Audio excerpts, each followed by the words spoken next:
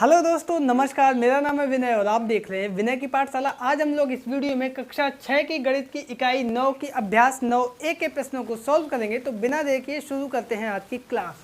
तो ये एक्सरसाइज जो है वो समांतर रेखाएं और लंब रेखाओं से संबंधित है। तो सबसे पहले हम लोग ये जान लेते हैं कि समांतर रेखाएँ किसे कहेंगे। समांतर रेखाएँ यानी पैरेलल लाइन्स, एक ही तल में स्थित वे रेखाएं जो सदैव समान दूरी पर रहती हैं, परस्पर प्रतिच्छेद नहीं करती हैं, समांतर रेखाएं कहलाती हैं। जैसे आपने देखा होगा रेल की पटरी, तो वो रेल की पटरी इस तरीके से होती है, तो ये दोनों चीज़ें कहीं मिलती नहीं है आपस में, है ना। या और भी कोई उदाहरण ले लें, दीवार की दोनों साइड की जो लाइन होती है वो कभी एक दूसरे से मिलेगी नहीं। जैसे ये किताब हम आपको दिखाएं तो इसमें देखो ये वाली कोना और ये वाली लाइन, ये दोनों लाइनें कभी मिलेंगी आपस में? कभी नहीं मिलेंगी। और उसके साथ साथ रेखाएं जो समान दूरी पर रहती है, कैसी रहती है? समान दूरी पे। अब देखो ये लाइन और ये लाइन, ये हमेशा से कैसी है? समान दूरी पे। ये दूरी बराबर होगी, ये दूरी बराबर होगी, ठीक है ना। तो ऐसी रेखाओं को हम लोग समांतर रेखाएं कहते हैं। और इन्हें हम कैसे प्रदर्शित करेंगे? ए बी, ये समांतर रेखा का चिन्ह होता है सी डी के समांतर। मान लो कहीं पे दो लाइन, अगर इसका नाम ये कोई एल रेखा होती है, एम रेखा होती है, और ये अगर समांतर है तो हम इसको लिख देते हैं एल समांतर है एम के। तो आगे हम गणित में इसका बहुत उपयोग करेंगे। तो ये चिन्ह आप लोग ध्यान दे लो। समांतर रेखाओं का चिन्ह होता है बराबर का चिन्ह उल्टा करके लगा दो, ठीक है। अब बात कर लेते हैं लंब रेखाओं की, यानी कि परपेंडिकुलर लाइन्स, इसको इंग्लिश में बोलते हैं। यदि दो रेखाएं परस्पर प्रतिच्छेद करें और उनके बीच का कोण समकोण हो। जैसे आप देखो कि हम लोग इस समय खड़े हैं ज़मीन पे, तो बिल्कुल लंबवत खड़े हैं, झुक के नहीं खड़े होते, ना पीछे की तरफ झुक के खड़े होते हैं, सीधा खड़े होते हैं। तो जब भी कोई चीज़ सीधी एक के ऊपर दूसरी हो तो उसको हम लोग लंबवत रेखाएं बोलते हैं। अब जैसे यहाँ पे देखो, इसी किताब का हम उदाहरण देंगे आपको। ये रेखा और ये रेखा समांतर रेखा है, लेकिन ये रेखा और ये रेखा, तो ये कोण कितने का बन रहा है? यहाँ पे कोण बन रहा है 90 अंश का। तो ये रेखा और ये रेखा कहलाएगी हमारी लंबवत रेखा। और इसको देखो, इसे हम ए बी लंबवत पी क्यू इस तरीके से लिख सकते हैं। ये होता है लंबवत का चिन्ह, टी उल्टा बनता है इसमें। ये देखो, ये रेखा और ये रेखा अगर दोनों के बीच का कोण 90 अंश का है तो हम इसको लिखेंगे A B perpendicular P Q. अगर ये लाइन एल है, ये लाइन एम है, तो हम इसको लिख सकते थे एल लंबवत है एम के, ठीक है। तो ये चिन्ह होता है लंबवत रेखाओं का, ये चिन्ह होता है समांतर रेखाओं का। इसका आपको ध्यान रखना है। और इसी के साथ अब हम लोग चलते हैं एक्सरसाइज की तरफ। तो बच्चों, यहाँ पर एक्सरसाइज 9A का प्रश्न नंबर 1 है। वो है हमारा अपने आसपास की वस्तुओं के समांतर रेखाओं के युग्मों के 4 उदाहरण दीजिए। तो 4 उदाहरण हमें लिखने हैं। आप सबसे पहले अपने मन में सोचें आसपास कौन सी ऐसी 4 चीज़ें हैं जिनमें समांतर रेखाएँ हैं, और हम यहाँ पे कुछ लिख रहे हैं। आप अगर उससे कुछ और सोचें तो उसको भी हमें बताना। तो सबसे पहले तो हम लिखे दे रहे हैं रेल की पटरी, क्योंकि उसमें जो दोनों पोल होते हैं ना, वो किसी से भी एक दूसरे से मिलते नहीं हैं, ठीक है। उसके बाद एक बात आती है कॉपी की लाइंस। देखो, कॉपी आप जो जिस पे लिखते हो उसमें जो लाइनें होती हैं, ये लाइनें या इसमें जो लाइनें हैं, ये कैसी हैं? एक दूसरे से कहीं मिलती हैं? बिल्कुल बराबर दूरी पे होती हैं। तो वही हम लिख देंगे कॉपी की लाइनें, ठीक है। अब एक और देखो, आप वाइट बोर्ड या बोर्ड आपके क्लासरूम में लगा होगा, उसके सिरे श्याम पट के सिरे, दोनों सिरे आपस में कहीं मिलते हैं? वर्गाकार होता है लगभग, या फिर आयताकार होगा, तो वो दोनों एक दूसरे से मिलेंगे नहीं। और एक हम उदाहरण यहाँ पे लिखे दे रहे हैं, किताब के सिरे दोनों, एक ये सिरा, एक ये सिरा, ये सिरा, ये सब आपस में कैसे हैं? समांतर हैं, ठीक है। इसके अलावा आप अपने आसपास के कई उदाहरण लिख सकते हैं। जैसे आपको बताएं, चारपाई जो होती है ना, चारपाई के पाए, मेज के पाए, ये कैसे होते हैं? सीधे होते हैं दोनों आपस में, तो वो भी आपस में समांतर होते हैं। और भी कई उदाहरण हैं, आप लोग हमें कमेंट करके ज़रूर बताना। दूसरे प्रश्न पे आते हैं। वो है हमारा कि चित्र में एल और एम 2 समांतर रेखाएं हैं और ए बी और सी डी इनके बीच की लंबवत दूरी है। यदि ए बी बराबर 3 सेमी तो सी डी की लंबाई ज्ञात कीजिए। ये चित्र दिया गया है, इसमें लिखा है कि एल और एम ये दोनों समांतर है। समांतर है, इसका मतलब इसको हम कैसे लिखेंगे? एल समांतर एम, ठीक है। फिर कह रहा है ए बी और सी डी, ए बी और सी डी इनके बीच की लंबवत दूरी। अब ये समांतर है, समांतर की परिभाषा क्या थी? इनके बीच की दूरी हमेशा कैसी होगी? बराबर होगी। जब भी कोई दो रेखाएं समांतर होंगी तो दोनों के बीच की दूरी बराबर होगी। तो यहाँ पे ए बी 3 सेंटीमीटर दिया है, तो यहाँ पे हम लिख देंगे चूंकि एल और एम दोनों समांतर रेखाएं हैं, अतः ए बी बराबर सी डी, ए बी बराबर सी डी। ठीक है, यहाँ पे हम लिख सकते हैं ए बी बराबर सी डी या फिर सी डी बराबर ए बी। अब यहाँ से क्या निकल के आएगा, सी डी बराबर ए बी हमारा 3 सेंटीमीटर है, तो सी डी भी हमारा कितना निकल के आएगा, 3 सेंटीमीटर निकल के आएगा, और यही हमारा आंसर आ जाएगा। तो सी डी बराबर हमारा हो जाएगा 3 सेंटीमीटर। क्यों? क्योंकि समांतर रेखाएं जब होती हैं तो बीच की दूरी हर जगह पर समान होती है। ठीक है, तो ये प्रश्न नंबर 2 हो गया। तीसरे प्रश्न पे चलते हैं। वो है हमारा कि चित्र में आयत ए बी सी डी के नाम लिखे गए हैं। ये चित्र है ए बी सी डी, ये आयत है। आयत है इसका मतलब आमने सामने की भुजाएं बराबर होगी। अब देखो यहाँ पे एक चीज़ स्पष्ट होती है, चूँकि ये भुजा और ये भुजा बराबर है, तब ये दोनों भुजाएं चूँकि बराबर हैं तो इससे ये सिद्ध होता है कि ये दोनों आपस में समांतर होंगी। क्योंकि समांतर रेखाओं की कंडीशन ही होती है कि अगर दोनों के बीच का अंतर बराबर है तो वो समांतर हो गई। तो यहाँ पे पहला यही पूछा है कि क्या ए बी और सी डी ये समांतर का चिन्ह है, क्या ए बी और सी डी समांतर है, तो लिख देंगे हाँ। क्यों है? क्योंकि ए बी और सी डी समांतर है, क्योंकि ए डी और बी सी बराबर हैं। आयत ए बी सी डी में ए डी बराबर बी सी। ठीक है, अब वही काम इन दोनों भुजाओं के लिए। अब ये दोनों भुजाएं हमारी कैसी होंगी, उसके लिए चूंकि आयत है तो ये लंबाई और ये लंबाई बराबर होगी, मतलब इन दोनों के बीच की दूरी आपस में बराबर है। इसका मतलब ए डी और बी सी भी आपस में समांतर होंगी। तो फिर हम यहाँ से लिख देंगे जो इसमें है कि क्या ए डी समांतर बी सी, तो यहाँ भी हम लिख देंगे हाँ, क्योंकि आयत ए बी सी डी में ए बी बराबर सी डी। ठीक है, इसलिए ए डी और बी सी आपस में समांतर होंगे। तो यही हो गया हमारा आंसर प्रश्न नंबर 3 का, और इसी के साथ हमारी ये एक्सरसाइज कंप्लीट होती है। आई होप कि आप लोग इसको समझ गए होंगे। हेलो दोस्तों, नमस्कार। मेरा नाम है विनय और आप देख रहे हैं विनय की पाठशाला। आज हम लोग इस वीडियो में कक्षा 6 की गणित की इकाई 9 अभ्यास 9B को सॉल्व करेंगे। तो बिना देखे शुरू करते हैं आज की क्लास। और इसमें जो कॉन्सेप्ट हमें दिए गए हैं वो है सबसे पहले कि समांतर रेखाओं के बीच की दूरी कैसे हम लोग ज्ञात करेंगे। जैसे मान लिया कोई ये दो समांतर रेखाएं हैं, तो इनके बीच की कौन सी दूरी हम मानेंगे? क्या हम स्केल से ये दूरी नाप दें, ये हमारी इनके बीच की दूरी होगी, या हम ये दूरी नाप दें, ये हमारे इनके बीच की दूरी होगी? जी नहीं। तो उसके लिए कहा गया है कि किन्हीं दो समांतर रेखाओं के बीच की दूरी हर स्थान पर समान होती है, और इस दूरी को इन रेखाओं के बीच की लंबवत दूरी कहते हैं। यानी कि लंबवत दूरी 90 अंश का कोण बनाते हुए एक रेखा खींचे और उसकी जो भी लंबाई है ये पटरी से नाप लेंगे, ये नाप लेंगे, ये जो भी लंबाई आएगी वो पहली बात तो बराबर होगी, और दूसरी बात यही लंबाई इन दोनों रेखाओं के बीच की दूरी कही जाएगी। ठीक है, आगे है कि कुछ कोण दिए गए हैं, और ये कोण क्या कैसे है। तो सबसे पहले है बाह्य कोण। तो देखो इसके लिए स्ट्रक्चर ये समझ लो कि दो समांतर रेखाएं होंगी, एल और एम दो समांतर रेखाएं हैं, एल समांतर है एम के, तो और एक तिरछी रेखा इसको काट रही है। तो सबसे पहले बाह्य कोण, अगर हम यहाँ पे 1, ये 2, ये कोण 3, ये कोण 4, ये कोण 5, ये कोण 6, ये कोण 7 और ये कोण 8 अगर ये दिए गए हैं, तो इसमें देखो बाह्य कोण कौन होंगे? जो बाहर होंगे। ये दो रेखाएं हैं ना, तो ये तो 3, 4, 5, 6 ये अंदर के कोण हो गए, 1, 2, 7, 8 बाह्य कोण हो गए। तो बाह्य कोण कौन से हो गए? 1, 2, 7, 8। इसको ऐसे लिख दो, कोण 1, कोण 2, कोण 7, कोण 8। ठीक है, अब अंतः कोण, अंदर के कोण कौन हुए? जो ये अंदर वाले हैं, 3, 4, 5, 6 ये। तो अंतः कोण हमारे सीधे से हो गए कोण 3, कोण 4, कोण 5, कोण 6। ये दोनों चीज़ें बिल्कुल स्पष्ट हो गई। इसी तरीके से बाह्य क्षेत्र पूछा जाए तो बाहर इस एरिया के बाहर जो भी बिंदु आएंगे, जैसे ये बिंदु बाह्य क्षेत्र में है, ये बिंदु अंतः क्षेत्र में, इन दोनों के बीच में ये बिंदु बाह्य क्षेत्र में है, ये बिंदु बाह्य क्षेत्र में है, ये अंतः क्षेत्र में। तो बाहर जो भी बिंदु होंगे वो बाह्य क्षेत्र में कहे जाएंगे, अंदर जो भी बिंदु होंगे वो अंतः क्षेत्र के अंतर्गत आएंगे। आगे बात आती है एकांतर अंतः कोण या एकांतर कोण। इसको बहुत ध्यान से समझ लो।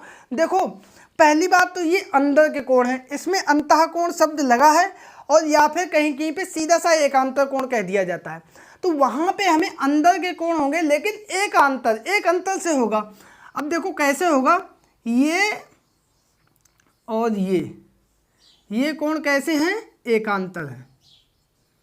आप समझो, एक दोनों अंदर ही होंगे, दोनों कोण अंतः क्षेत्र में होंगे, लेकिन एक तिर्यक रेखा के इस तरफ, दूसरा तिर्यक रेखा के दूसरी तरफ। ये बात ध्यान देनी है। तो देखो 3 और 5 एकांतर अंतः कोण कौन हुए, एक कोण 3 व कोण 5। इसी के साथ 4 और 6 यानी कोण 4 व कोण 6 एक साथ ये लिखे जाएंगे, ठीक है। तो ये हमारे एकांतर अंतः कोण हो गए। अब यहाँ पे एक बात और ध्यान दे लो, संगत कोण। बहुत ध्यान से देखो, संगत कोण में देखो क्या होगा।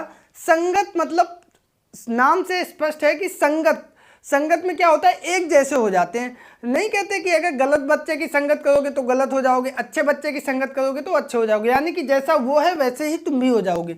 तो वही काम इसमें है, जैसा कोण एक है वैसा ही दूसरा होना चाहिए। अब देखो कोण एक ये है, तो ऐसा कोण और कहाँ पे है, देखो ये इस तरीके का है और इधर ये कोण है। तो ये सिचुएशन कहाँ आएगी, ये सिचुएशन यहाँ आएगी। इधर देखो एक ये रेखा और ये ऊपर जो है ये इस दिशा में ये कोण बना। तो कोण 1 और कोण 5 ये कैसे कोण है, संगत कोण है, ठीक है। और इसी तरीके से ये कोण किस तरीके का है, इस तरीके का। तो ये कोण 2 किसके संगत है, कोण 6 के। अब इसी तरीके से कोण 4 किसके है, किसके जैसा है, कोण 8 के जैसा है। तो यहाँ पे कोण 4 के संगत कोण है कोण 8। और इसी तरीके से एक और बचा कोण 3 का संगत कोण 7। यहाँ पे लिख दो कोण 3 का संगत कोण हो गया कोण 7। अब यहाँ पे देखो, इसमें ध्यान देने वाली बात यह है कि इसमें एक कोण अंतः क्षेत्र का होगा और दूसरा कोण बाह्य क्षेत्र का होगा। ये बात ध्यान देनी है। एकांतर कोण में दोनों कोण अंतः क्षेत्र के ही होते थे, लेकिन संगत कोण में अब जैसे कोण 1 ये बाहर क्षेत्र का है तो कोण 5 एक अंतः क्षेत्र का हुआ। तो इसमें एक कोण अंतः क्षेत्र का होगा, एक कोण बाह्य क्षेत्र का होगा, उसको हम लोग संगत कोण में लिखेंगे। और जो दोनों अंतः कोण होंगे वो उसको हम लोग एकांतर कोण में लिखते हैं। इस बात को ध्यान देना है। और इसके साथ अब हम लोग एक्सरसाइज के कुछ प्रश्न दिए हैं, उनको भी हम लोग देख लेते हैं। तो बच्चों यहाँ पर हमारा पहला प्रश्न है कि पार्श्व चित्र में तिर्यक रेखाओं की पहचान कर अपनी अभ्यास पुस्तिका पर लिखें। तो यहाँ पे देखो चित्र बने हुए हैं और इसमें रेखाएं बनी हुई हैं। तो देखो ये 2 रेखाएं आप देखोगे तो आपको बिल्कुल स्पष्ट हो जाएगा कि ये दोनों मतलब दोनों के बीच का अंतर समान है। तो इसका मतलब ये तो दोनों कैसी रेखाएं हो गई, समांतर रेखाएं हो गई। और प्रश्न हमसे पूछ रहा है तिर्यक रेखाएं बताने को, तो यहाँ पे हम लिख देंगे तिर्यक रेखाएं।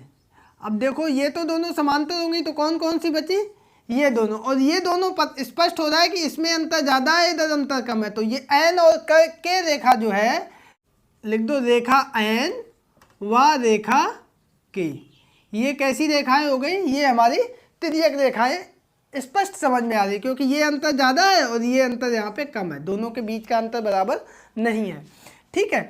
और समांतर रेखा अगर हम लिखें तो ये हमारी एल और एल व एम रेखाएं, ये हमारी कैसी हैं, ये परस्पर एक दूसरे के समांतर रेखाएं हैं, ठीक है। तो ये था प्रश्न नंबर 1। दूसरा प्रश्न देखते हैं, वो है हमारा पार्श्व चित्र में बताएं कि रेखा AB और रेखा CD के अंतः क्षेत्र और बाह्य क्षेत्र में क्रमशः कौन कौन से बिंदु हैं। तो देखो हम पहले लिख देंगे अंतः क्षेत्र के बिंदु।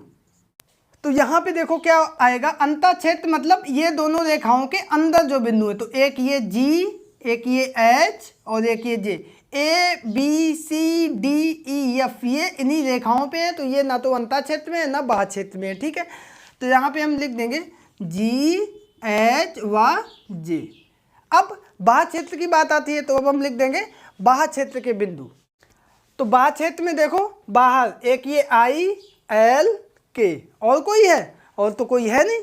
तो यहाँ पे हम लिख देंगे I L व K, और यही हमारा आ जाएगा आंसर। तो बच्चों ये था प्रश्न नंबर 2। और अब चलते हैं प्रश्न नंबर 3 पर।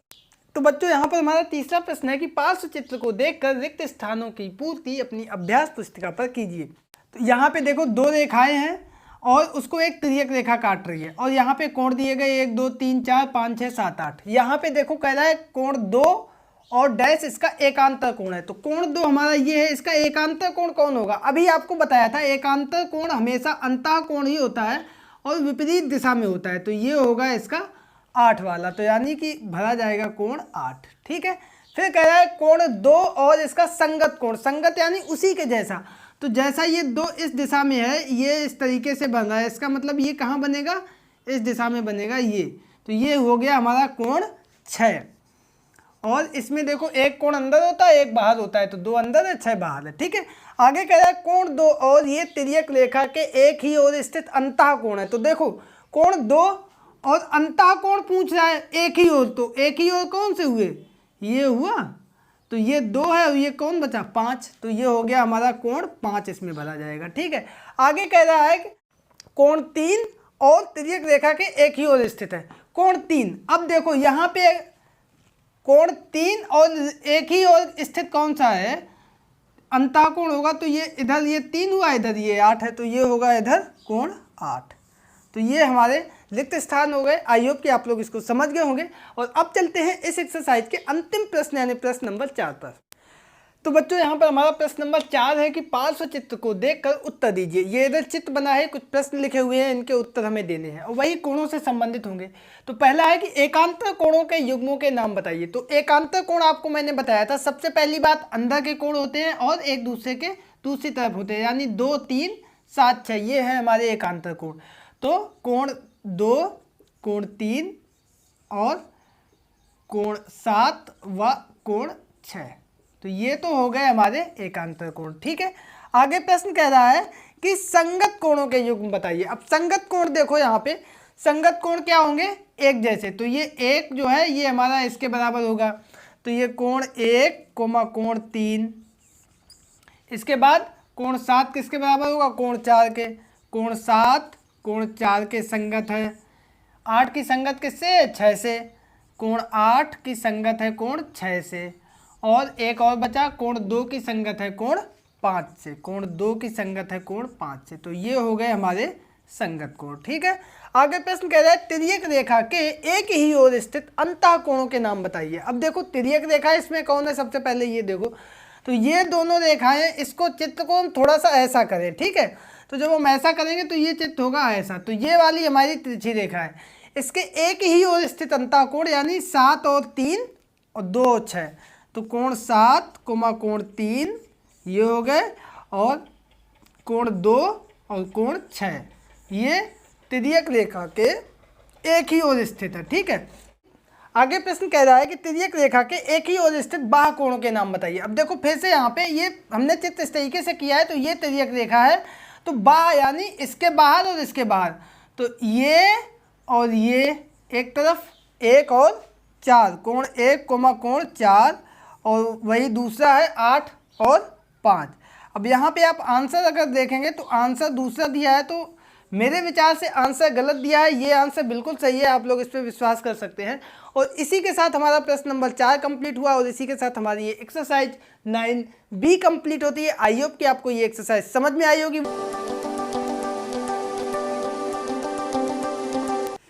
हेलो बच्चों, नमस्कार, मेरा नाम है विनय और आप देख रहे हैं विनय की पाठशाला। आज हम लोग इस वीडियो में कक्षा 6 गणित इकाई 9 अभ्यास 9C को सॉल्व करेंगे।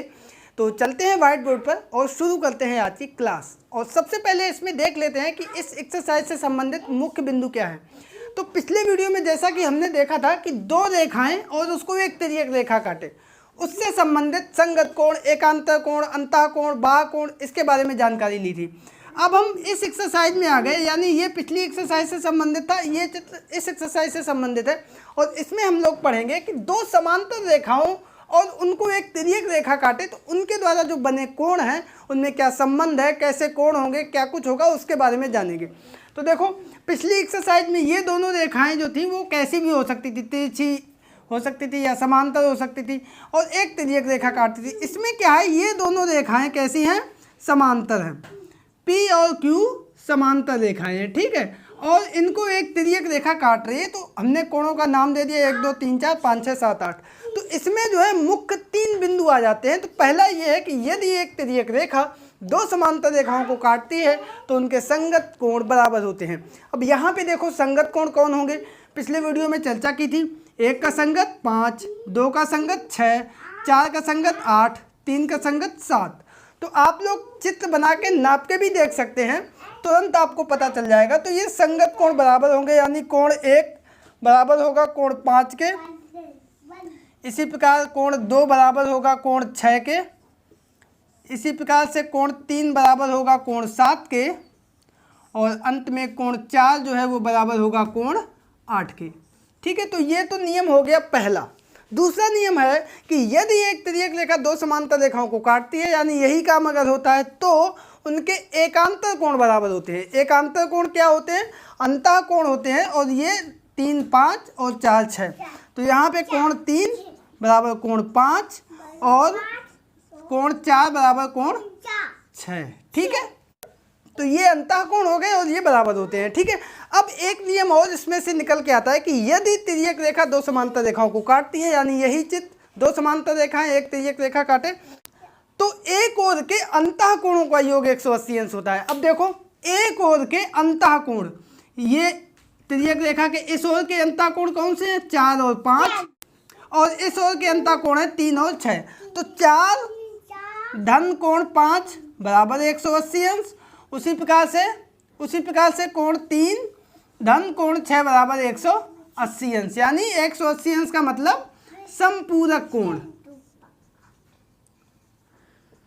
यानी कोण 3 और कोण 6 आपस में समपूरक होंगे। उसी प्रकार कोण 4 और कोण 5 आपस में समपूरक होंगे। ठीक है, तो ये 3 नियम है, और यहाँ पे इन तीनों को मिला के एक नियम बनता है, वो ये है कि अगर ये तीनों नियम मान लो हमें दिया जाए कि संगत कोण बराबर हैं, एकांतर कोण बराबर हैं, और अंतः कोण जो हैं तिर्यक रेखा के एक ओर के, उनका योगफल 180 अंश है। इसका मतलब ये दोनों रेखाएं कैसी होंगी? समांतर होंगी। वहीं दूसरी तरफ अगर हमसे कह दिया जाए कि रेखाएं समांतर हैं, इसका मतलब बिल्कुल निश्चित है कि ये तीनों नियम जो है हमारे फॉलो होंगे। ठीक है, तो ये तीनों नियम हमने पढ़ लिए। और इसके बाद अगर हमसे ये कह रहा है कि एकांतर कोण बराबर है, संगत कोण बराबर है, और तिर्यक रेखा के एक ओर के अंतः कोणों का योगफल 180 अंश है, इसका मतलब चित्र को बिना देखे हम कह सकते हैं कि ये जो दोनों रेखाएं हैं ये आपस में समांतर होंगी। वहीं दूसरी तरफ अगर हमसे कह दें कि ये दोनों रेखाएं समांतर हैं, एक तिर्यक रेखा काट रही है, तो हमें फिर कोण नापने की आवश्यकता नहीं है। हम बिना देखे कह देंगे कि इनके एकांतर कोण बराबर होंगे, इनके संगत कोण बराबर होंगे, और तिर्यक रेखा के एक ओर के अंतः कोणों का योग जो है वो समपूरक कोण होगा, यानी 180 अंश होगा। तो अब इसी से संबंधित कुछ प्रश्न देख लेते हैं जो कि इस एक्सरसाइज 9C में दिए गए हैं। तो चलते हैं एक्सरसाइज की तरफ। तो बच्चों, यहाँ पर हमारा पहला प्रश्न दिया गया है कि निम्नांकित चित्रों में दो रेखाओं L और M को एक तिर्यक रेखा T काटती है, कुछ कोणों के माप लिखे गए हैं, बताइए कि क्या L और M समांतर है? यदि है तो इसका कारण दीजिए, और यदि नहीं है तो उसका भी कारण दीजिए। तो यहाँ पे देखो, बारी बारी से हम लोग एक एक चित्र देखते हैं। तो पहले चित्र में देखो, ये दो रेखाएं हैं और ये एक तिरछी रेखा काट रही है। तो हमें ये देखना है कि वो जो 3 नियम बताए थे, एकांतर कोण बराबर हो, या संगत कोण बराबर हो, या अंतः कोणों का योग 180 अंश हो। चलो देखते हैं। तो देखो यहाँ पे क्या है, ये 120 है, ये पूरा एक सीधी रेखा है, यानी ये पूरा कोण होगा 180 अंश।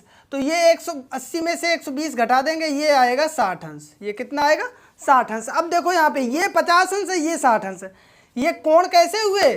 संगत कोण हुए, लेकिन ये बराबर नहीं है। तो हम लिख देंगे कि ये समांतर रेखाएं नहीं है, क्योंकि संगत कोण बराबर नहीं है।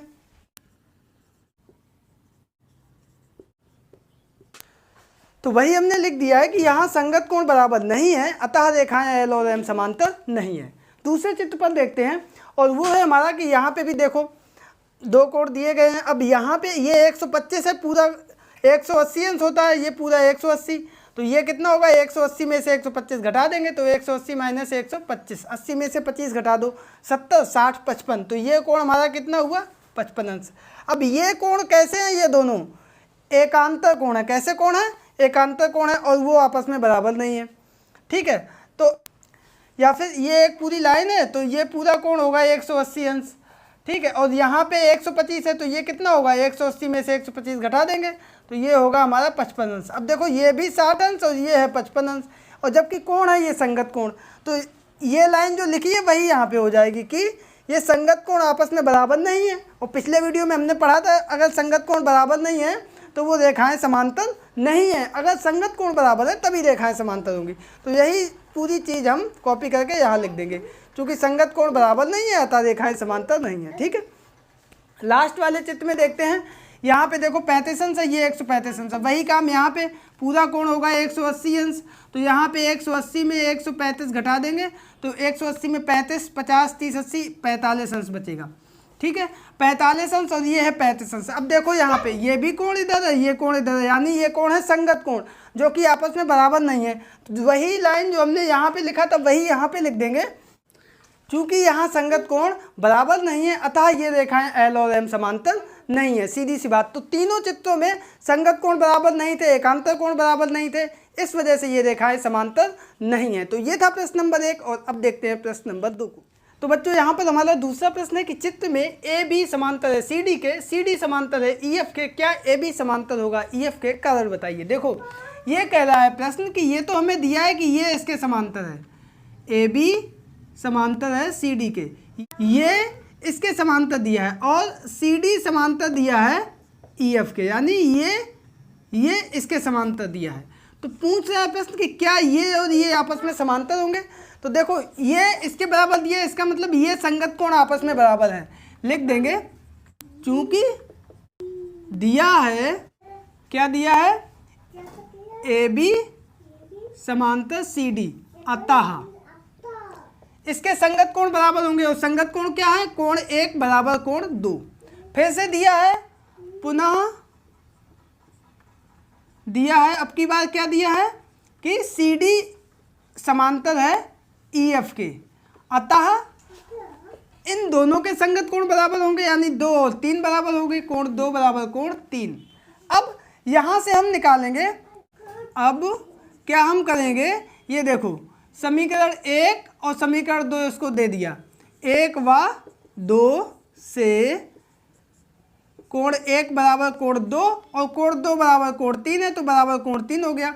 1 बराबर 2 के, 2 बराबर 3 के, इसका मतलब क्या हुआ, कोण 1 हमारा बराबर होगा कोण 3 के। अब ये देखो कोण 1 और कोण 3 बराबर हो गया, इसका मतलब ये जो रेखाएं हैं ये कैसी होंगी, आपस में समांतर होंगी। तो हम लिख देंगे अतः ए बी समांतर है ई एफ के, क्योंकि इनके संगत कोण कोण 1 व कोण 3 बराबर है।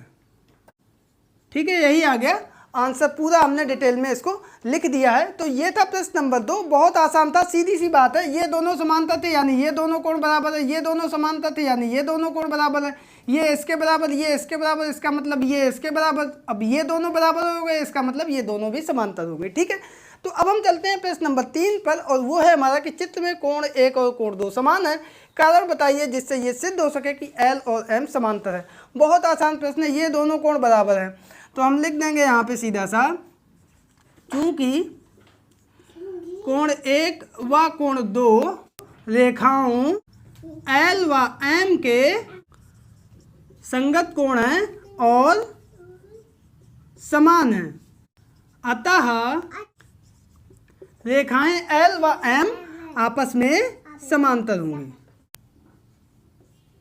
गणित की भाषा में अगर लिखें कोण 1 बराबर कोण 2 संगत कोण, इसका मतलब ये हुआ कि एल समांतर हुआ एम के, यही आ गया आंसर। तो ये था प्रश्न नंबर 3 और इसी के साथ ये एक्सरसाइज 9C हमारी कंप्लीट होती है। आई होप कि आपको ये एक्सरसाइज बहुत मज़ेदार लगी होगी और बहुत अच्छे से समझ में आई होगी।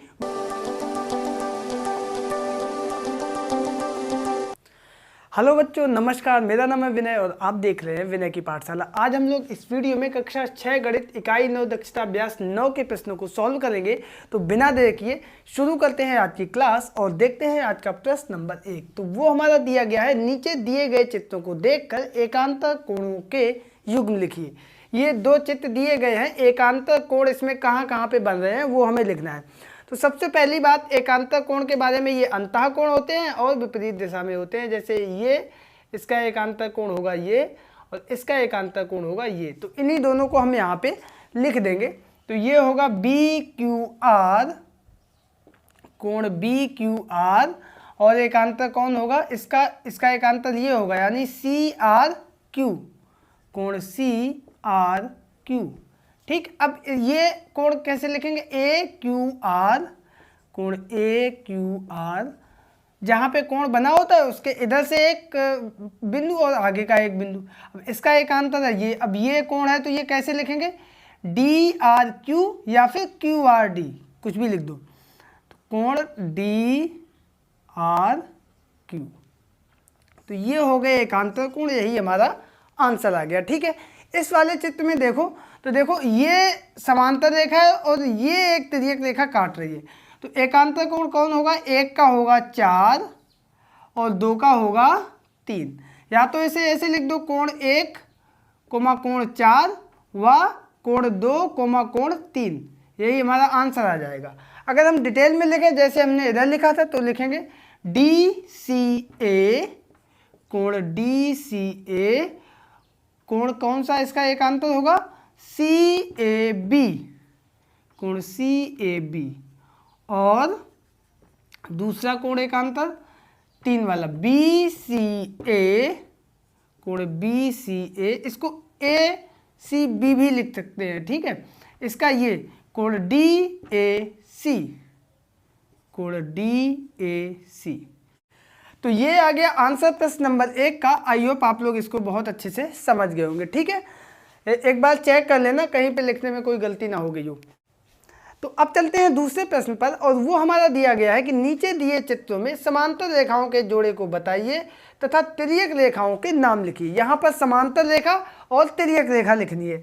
तो देखो यहाँ पे कोण बराबर है, जब भी कोई रेखा जो है, आपको मैंने बताया था, यहाँ पे देख लो, दो समांतर रेखाओं को एक तिर्यक रेखा काटती है तो ये कोण और ये कोण आपस में बराबर होते हैं। यानी अगर ये कोण दोनों बराबर हैं तो वो रेखाएं समांतर होती है। तो यहाँ पे ये कोण बराबर है, इसका मतलब ये दोनों रेखाएं समांतर हैं। तो समांतर रेखाएं कौन कौन सी हो गई, ED समांतर है AB के, और इसमें तिर्यक रेखा कौन सी हो गई, BC। ठीक है, समझ गए, यही चेक करना है जहाँ पे कोण बराबर हो। ये देखो कोण इस लाइन पे ये दोनों रेखाएं कोण बराबर बना रही है, यानी BA और समांतर हो गई CE के, ये दोनों समांतर हो गई। और जिस रेखा पे कोण बन रहा है वो हमारी तिर्यक रेखा हो गई, यानी BD हो गई हमारी तिर्यक रेखा। तो ये आ गया आंसर प्रश्न नंबर 2 का। आई होप आप लोग समझ गए होंगे। और अब चलते हैं अगले प्रश्न यानी प्रश्न नंबर 3 पर। तो बच्चों यहाँ पे हमारा प्रश्न नंबर 3 दिया गया है कि नीचे दिए गए चित्र में तिर्यक रेखाओं द्वारा समांतर रेखाओं पर बने अंतः कोणों को बताइए। इस चित्र में तिर्यक रेखा द्वारा समांतर रेखाओं पर बने अंतः कोण पूछे गए। तो सबसे पहले हम ये देख लें कि इस चित्र में कितनी तिर्यक रेखाएं हैं। तो इस चित्र में यहाँ पे हमें 2 तिर्यक रेखाएं दिख रही हैं, एक ये तिर्यक रेखा और एक ये तिर्यक रेखा। ठीक है, तो यहाँ पे पहली तिर्यक रेखा है, हमने मानी AB द्वारा बने अंतः कोण। तो AB से अंतः कोण कौन कौन से बने, यानी ये दो समांतर रेखा है, ये तिर्यक रेखा है। तो एक अंतः कोण ये बना EDB, कोण EDB व कोण, और ये अंतः कोण बना CBD, कोण CBD। ठीक है, अब दूसरी तिर्यक रेखा जो यहाँ पे है, ये वाली तिर्यक रेखा AC, तो अब लिख देंगे दूसरी AC द्वारा बने अंतः कोण। ठीक है, तो AC द्वारा बने अंतः कोण कौन कौन से होंगे, इसके द्वारा बने, एक ये वाला अंदर का कोण होगा, एक ये अंदर का कोण होगा, ये दो समांतर रेखा है। तो इसको हम लिखेंगे DEC, कोण DEC व कोण इसके लिए BCE, कोण BCE। सिर्फ ये ध्यान रखना कि इसको हम BCE लिखने के अलावा ECB भी लिख सकते हैं, क्योंकि जहाँ पे कोण बनता है वो बीच में होना चाहिए। ठीक है, तो ये हमारा आंसर आ गया प्रश्न नंबर 3 का। अब हम लोग अगले प्रश्न को करते हैं, और चौथा प्रश्न हमारा है कि यहाँ दिए गए चित्र को देखकर बताइए, इधर चित्र दिया गया है, इसको देख के बताना है कि संगत कोणों के जोड़े कौन कौन से हैं। तो संगत कोण कौन होते हैं, एक जैसे, ये वाला संगत कोण इसका होगा, ये वाला संगत कोण इसका होगा। इधर कोण दिए नहीं गए तो इधर वाले हम लिखेंगे नहीं। संगत कोण कौन कौन से होंगे, कोण 1 व कोण 2, ठीक, ये हो गया एक, तथा कोण 3 व कोण 5,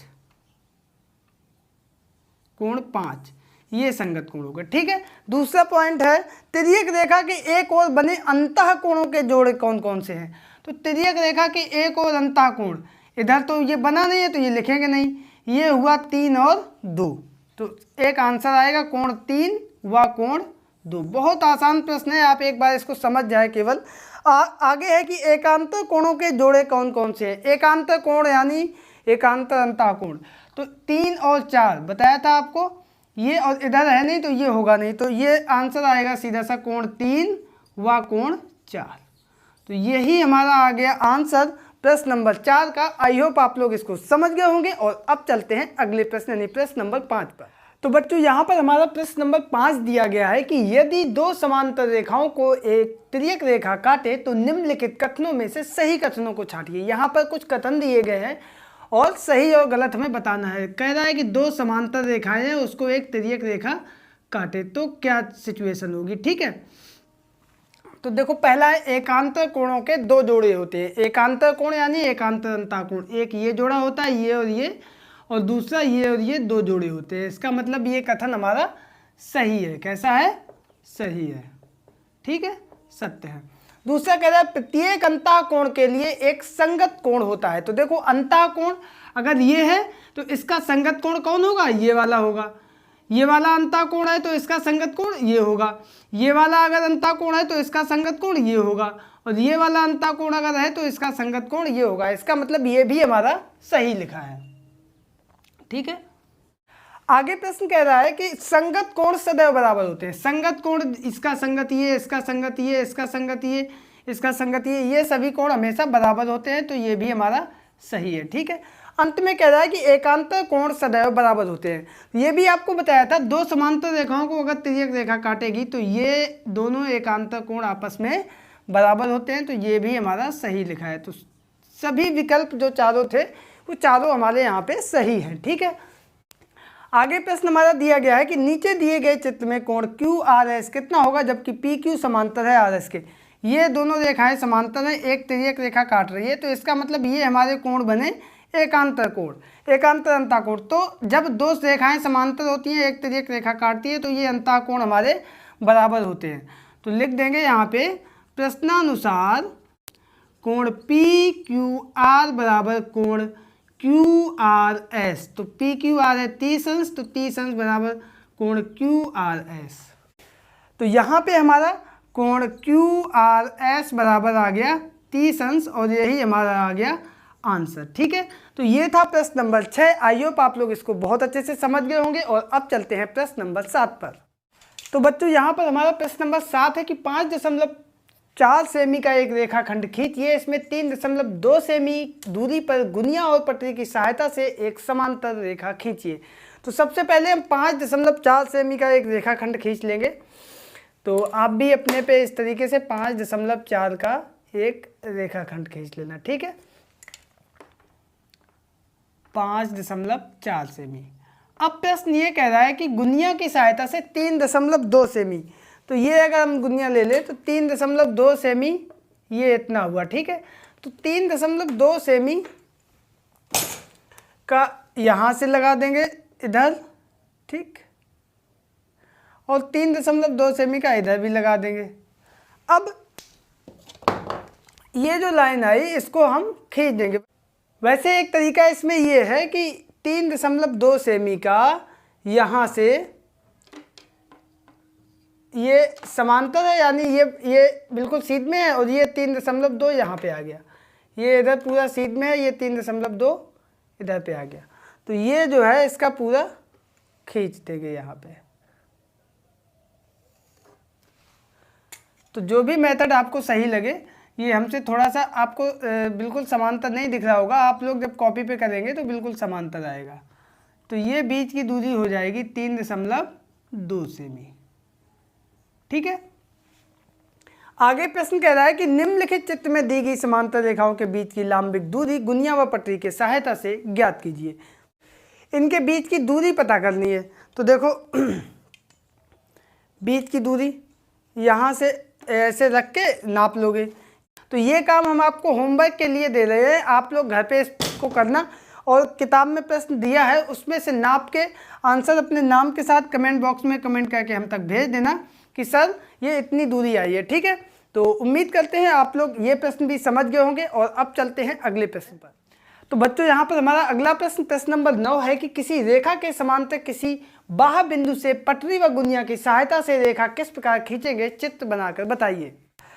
तो देखो सबसे पहले तो पटरी से हम ये रेखा खींच लेंगे और बाहर कोई एक बिंदु ये हो जाएगा। अब हमें इस रेखा के समांतर इस बिंदु से होती हुई एक रेखा खींचनी है, ठीक है। तो उसके लिए हम क्या करेंगे, देखो गुनिया होता है इस तरीके का टूल होता है, ठीक है। तो उसका उपयोग कर सकते हैं या फिर ये यहाँ पे जो हम लिए हैं इसका उपयोग कर सकते हैं। तो देखो तो ये यहाँ पे थी 11.5, ये ऊपर बराबर करके, और यहाँ पे आगे भी हमने ये ऊपर वाली लाइन इस पे बराबर रही और ये यहाँ पे 11.5 पे चिन्ह लगा दिया, ठीक है। अब हम इन दोनों को मिला के लाइन खींच देंगे तो ये हमारी रेखा इसके समांतर रेखा बनके तैयार होगी, ठीक है। तो ये था प्रश्न नंबर 9। और अब हम लोग प्रश्न नंबर 10 को भी देख लेते हैं। और वो हमारा है कि अलग अलग चौड़ाई की 2 पटरियां लेकर उसकी सहायता से समांतर रेखाओं के 2 युग्म खींचिए और दोनों स्थितियों में उनके बीच की दूरी पटरी और सेट स्क्वायर की सहायता से ज्ञात कीजिए। सेट स्क्वायर यही सेट होता है, एक ये एक और इस तरीके का होता है पटरी। तो अब देखो जैसे मैंने एक पटरी ली यहाँ पे, ठीक है। तो इसके दोनों तरफ की दूरी ये और ये, ठीक है।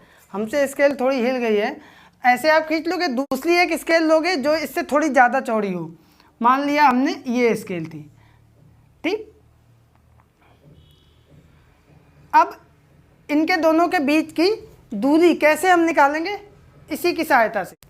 तो वो क्या करेंगे हम, ये देखो ये इसके बराबर है ना ऊपर ये वाली लाइन, और ये यहाँ पे 5 सेमी निकल के आ रही है, ठीक है। वही काम यहाँ पे करेंगे। तो इनके बीच की दूरी हम लिख देंगे 1.5 सेमी। ये जब भी हम इसका उपयोग करते हैं तो ऊपर वाली लाइन ये हम देखते हैं ये इसके बिल्कुल बराबर में हो, और ये देखो कितना आया 7 सेमी। तो यहाँ पे हम लिख देंगे 7 सेमी। तो इस तरीके से कोई ज़रूरी नहीं कि यही आंसर आए, आप जो भी स्केल लेंगे उसके आधार पर ये आपकी नाप निकल के आएगी। तो ये था प्रश्न नंबर 10 और इसी के साथ हमारी ये एक्सरसाइज कंप्लीट हो रही है। आई होप कि आपको ये एक्सरसाइज समझ में आ गई होगी। तो वीडियो पसंद आने पर इसको लाइक करें, दोस्तों के बीच में शेयर करें, और चैनल पर अगर पहली बार आए हैं तो इसको सब्सक्राइब करके ऑल नोटिफिकेशन प्रेस कर लीजिए। मिलते हैं अगले वीडियो में एक नई एक्सरसाइज के साथ, तब तक के लिए नमस्कार।